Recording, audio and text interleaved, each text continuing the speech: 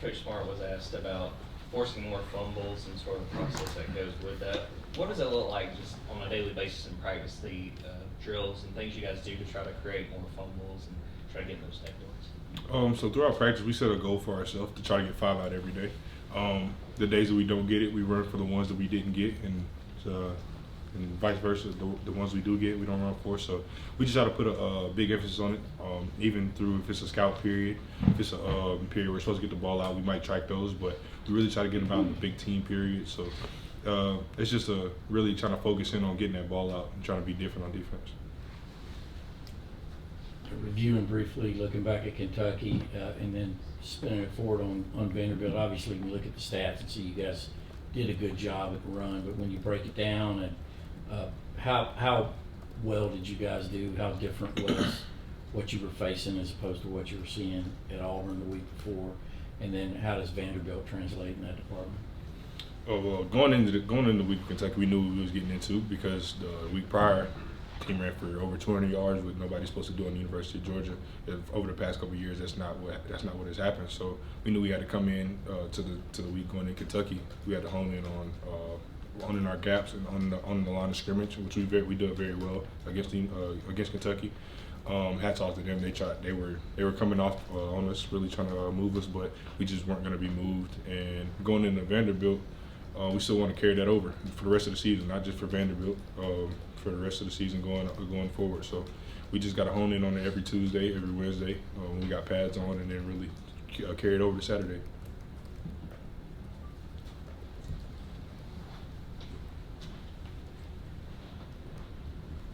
Yeah, Mark Stoops said some comments last night about Georgia buying players. As a Georgia player, do you pay any attention to that? Are you aware of sort of NIL payments going on, things along the lines of that?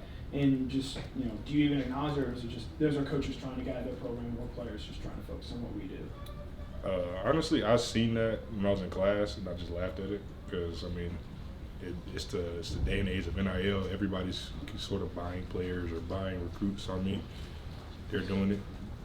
Other schools are doing it. So, it's just whoever can execute on Saturdays. It's not about money. It's about execution at the end of the day. So you can buy whoever you want. If they can execute, then what do you got them for?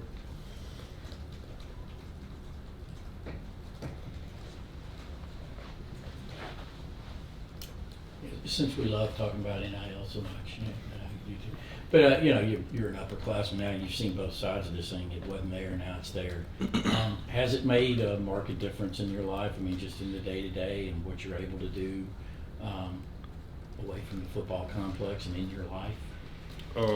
I try not to let money run my life, if that makes sense, because a lot of people they look at money as like it's everything, but if you don't have peace, then you don't have anything. So, because money can't buy you peace. If you got peace, then you can do anything you want. But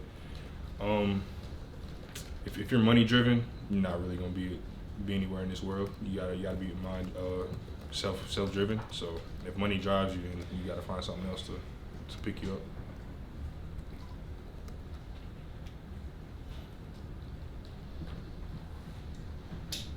Yeah, Zion, you've obviously seen this Vanderbilt team year after year, and even seen them through the transition of head coaches. How have you seen this football team evolve on tape, or just from the outside? They've gotten a lot better. This team from last year just to this year. I know a couple guys up there, and they're very happy where this team is right now. They're competing their tails off, and we know that at 11 Central, we're gonna get their best shot, and which is what we want. So. I'm hoping that we see the best version of Vanderbilt football. Zion, it looks like this could be the first game where it's bad weather. It seems like it's going to be in the 40s or 50s with rain. I was wondering if, as the defensive lineman group, do you guys approach the week differently in how you prepare, or is it kind of the same? No, it's pretty much the same. When it gets cold, Coach Scott he tells us we can't wear well. He encourages us not to wear sleeves. Some guy might still wear them, but if you've seen guys out in warm-ups, most of the time we probably got a cut off probably right here. It won't be any longer. So really just having that mindset of just you got to be dirty, you got to be nasty, just be ready to embrace the cold, embrace the elements. Zion, we'll get a chance to talk to Daylen a little bit. Just what kind of growth have you seen from him and what he's been able to do over the course of this season? So last year I was personally I kind of pushed Daylen a little bit because I seen the greatness that he had when he came in, He's fast, pretty long for a corner. He's technique savvy. He's a guy who wants to compete every rep. And I just told him ever since I seen him the first couple of days of fall camp last year, just keep going, keep working. Your time's going to come, and it's here now. And he's going out and showed it. So he's a hell of a player. Yeah, with this game being in Nashville, you gonna have any more family or friends there, and do you feel maybe a little bit pressure to go out there and perform, given you are playing close to home? Nah, football's football, man. Going out and playing in front of my family every week, no matter if they're here or they're back home watching it, I know I'm gonna get a good luck text from somebody who's not there or somebody who's there. So it's just going out and playing football at the end of the day and just making sure I'm making my family proud. You mentioned that you pushed Daylen last year as a freshman. Who's somebody this year that you decided to latch onto and push them, and who was that pushed you? This year, I could say Jordan Hall and probably Gabe Harris. Just because they both have tremendous motors, and when they want to go, they can play with any scheme, anybody in the world. And just when they finally get the defense, like I say about every young guy, they're going to be very good. With Gabe, he has a nonstop motor. He can run all day. Jordan, he can do everything from run defend to pass rush. And when he finally gets his body movements down, gets the first and second down playing and third down playing, he's going to be very good. I'm curious your thoughts on the state of Tennessee high school football versus what you might have been privy to around here, living here all these years. Tennessee high school football, my area is ran by a couple schools, Alcoa, Maryville, and Oakland. So I never made it past the first round. Those guys, every time we went over there, you got to talk throughout the week. Yeah, we're gonna play. As soon as you get out there, they look across to see the different sizes and different. And then guys get kind of scared sometimes. It's just like, bro, it's football at the end of the day. Like you can't be. He puts his pants on just like you do. Puts his cleats on just like you do. So it's very different from Georgia to the state of Tennessee. Georgia has a lot.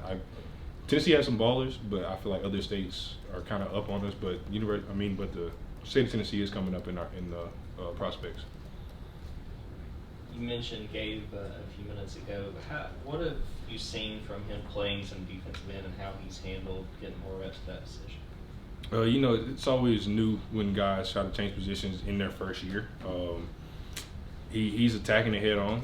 He's had a couple slip-ups, but he's a guy that's not going to shy away from anything. He's going to play, even if he's 240, 250. He's going to go put his face in the fan, and that's the number one thing why he's been playing on kickoff, because he's a guy he's not going to shy away from any contact. He's going to run through you like a wall. So he's just a very physical kid. Time for a couple more. Anybody? All right, thank you. Thanks, Zion. Have a good day.